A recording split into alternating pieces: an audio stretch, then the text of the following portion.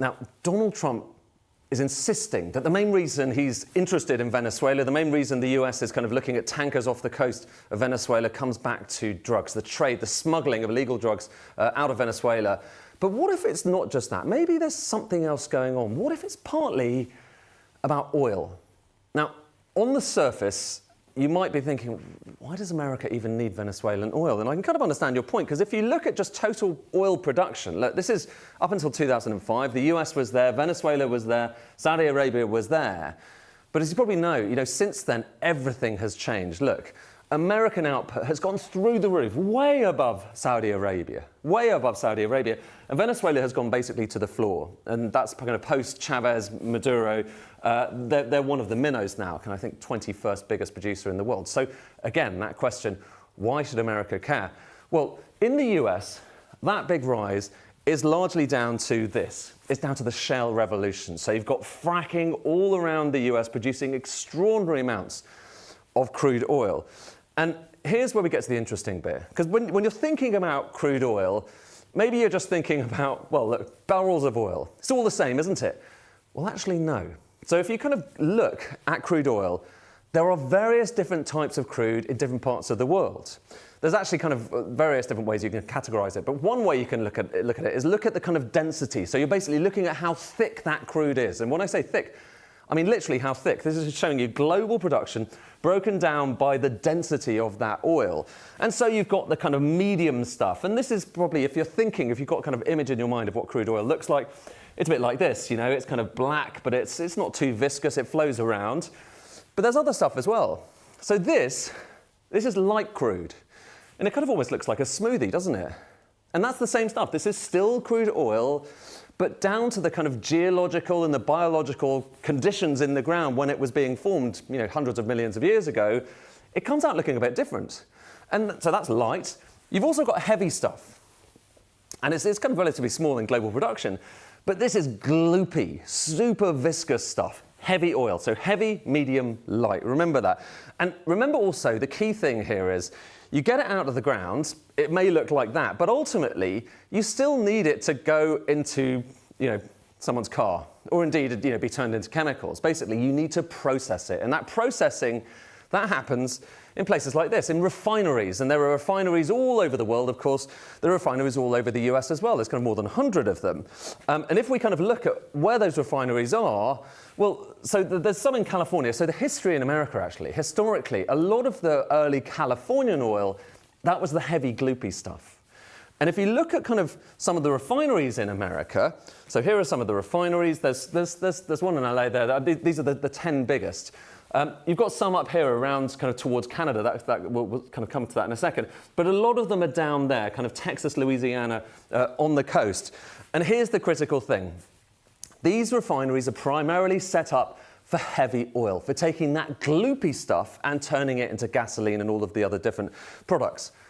But here's where things get interesting. And remember that chart I showed you a moment ago, the one which showed kind of shale oil and how it kind of went through the roof? The oil that's generally produced with shale oil, the fracking oil, that comes out of the ground mostly in the light form. So it's the smoothie. It's sometimes actually even clear. It comes out of the ground clear rather than black. And that's the majority of American production right now. Shale oil tends to be light stuff. And actually, that's kind of going back 10 years. Look at where we are now. Look at those bars. In the last few years, the amount of light oil being produced in the US has gone up and up and up, and the amount of kind of heavy stuff has gone down. But back to those refineries. They need to be fed. If America's going to have gasoline, it needs to feed those refineries with heavy oil. So if you look at the kind of imports coming into America, in recent years, even though America is producing so much oil, more oil than it ever produced before, it still needs to suck in loads of oil from overseas. And the type of oil we're talking about, it used to be, it's mostly heavy crude.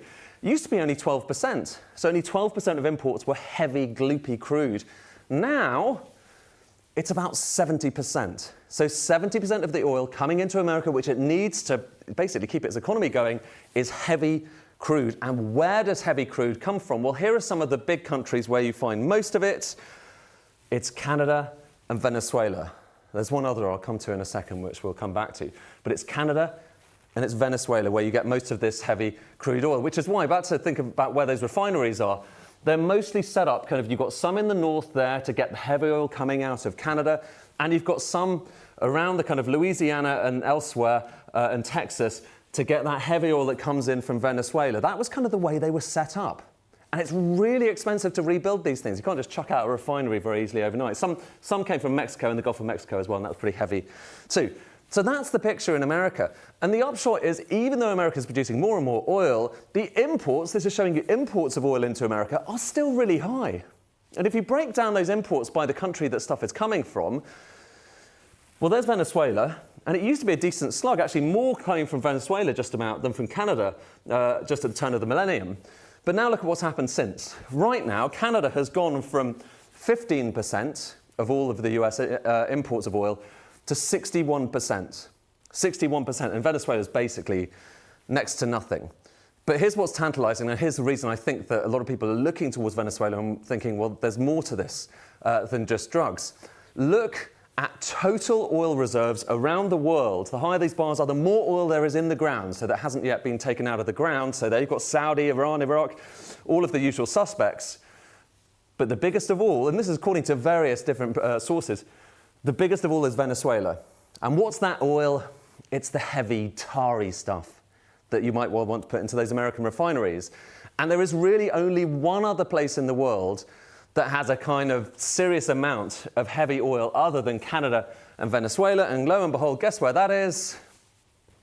It's Russia.